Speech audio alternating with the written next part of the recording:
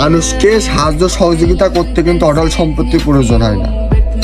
আমিও কিন্তু দারিদ্র পরিবারের সন্তান।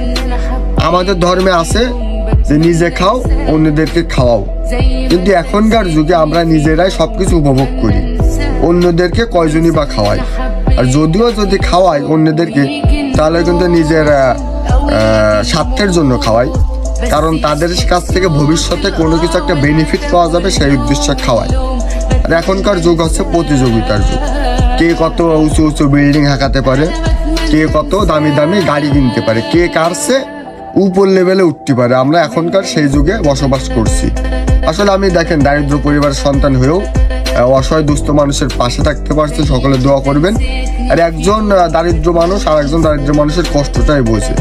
একজন মুমিনের সাথে একজন মুমিনের সম্পর্ক, একজন খারাপ মানুষের সাথে খারাপ মানুষের সম্পর্ক। তাই সকলে দোয়া করবেন আমাদের জন্য, আর আমার সাথে যারা কাজ করে তাদের জন্য দোয়া করবেন। আমরা যেন আস্তে আস্তে